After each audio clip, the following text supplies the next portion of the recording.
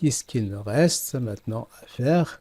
C'est de la, la, la, la situation où je veux, par exemple, calculer, faire un champ calculé. Par exemple, je veux, par exemple, vérifier si la période entre la date d'emprunt et la date de retour n'a pas dépassé, par exemple, 15 jours. Par exemple, les abonnés ou bien les lecteurs dans une bibliothèque, ils n'ont pas, par exemple, le droit de dépasser 15 jours, sinon ils doivent retourner le livre. Donc, je peux faire une expression, un champ où il y a une expression qui retourne ce type de calcul. Comment nous allons le faire?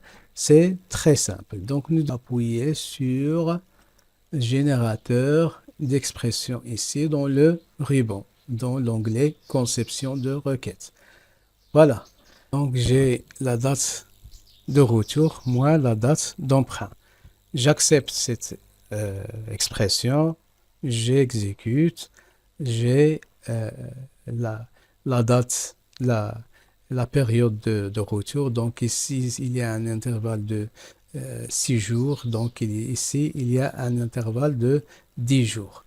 Donc, toutefois, comme vous voyez, le résultat que nous avons obtenu n'est pas satisfaisant dans la mesure où Access n'a pas calculer l'intervalle où il n'y a pas de date, c'est-à-dire que le lecteur n'a pas encore retourné le livre, donc il n'a pas affiché de résultat. Et la même chose ici. En plus, il ne me donne pas euh, la possibilité de voir tous les lecteurs qui ont dépassé 15 jours. Qu'est-ce que je dois faire? Donc, je vais retourner dans le générateur d'expression. Bon, pour calculer la période exactement avec, même si nous avons une période de retour vide, donc nous pouvons ajouter l'expression suivante. Donc, période d'emprunt, ça c'est le nom du champ. Nous allons utiliser la fonction la différence et nous allons calculer les jours entre la date d'emprunt et la date actuelle ou bien la date de retour. Nous allons voir ce que ça donne. OK? Donc, exécuter. Donc, et là, nous avons la période entre, par exemple, la date d'emprunt et la date actuelle, c'est 13 jours. Entre la date d'emprunt 15 le mois 6. Donc, nous avons 48 jours. Donc, ce lecteur, il a dépassé la période réglementaire. La même chose pour celui-là. Donc, je peux, à nouveau champ, calculer cette fois où il va me dire qui sont euh, les lecteurs qui ont excédé 15 jours, ou bien, tout simplement, je retourne sur la, le mode création. Je retourne ici pour dire, par exemple, de tous ceux qui ont dépassé. Donc ici, j'ai fait tous ceux qui ont dépassé 15 jours. Donc là, j'ai seulement les lecteurs qui ont dépassé 15 jours. J'exécute. Voilà, donc tout euh, normalement. Donc ici, j'ai deux champs.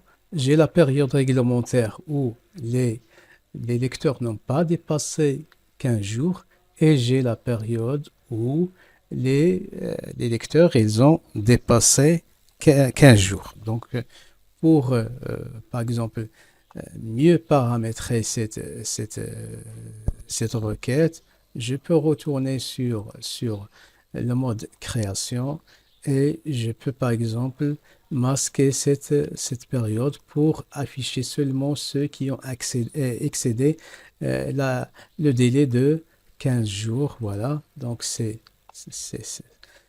correct maintenant. Ce type de résultat, je peux aussi l'afficher dans un autre formulaire comme nous allons voir dans la leçon suivante. Si vous voulez voir euh, euh, euh, l'aperçu en langage SQL de ce champ-là, parce que nous avons exécuté des fonctions très compliquées, vous pouvez aller sur SQL, l'affichage SQL, et voilà, donc j'ai les champs sélectionnés, j'ai from, c'est-à-dire à partir, les tableaux à partir desquels j'ai effectué la sélection des champs. J'ai le groupe by, c'est-à-dire comment j'ai regroupé. Donc, j'ai regroupé par nom d'abonné et euh, et par numéro de téléphone, etc. J'ai aussi regroupé tout, c'est-à-dire les lecteurs qui ont dépassé les 15 jours. Voilà donc la fonction qu'il a ici, SQL. Donc c'est plus simple cette expression. Donc nous allons sélectionner donc les auteurs, nom donc la table auteur. Nous avons sélectionné l'auteur. Nous avons sélectionné aussi la nationalité et nous allons sélectionner la date de naissance. Et nous avons utilisé une seule table. Et nous avons indiqué que tous les tables doivent avoir le nom qui ressemble, like, c'est-à-dire comme V, etc. V, des astérisques, H, Hugo, etc. Et donc nous avons retourné, donc nous avons reçu le résultat suivant.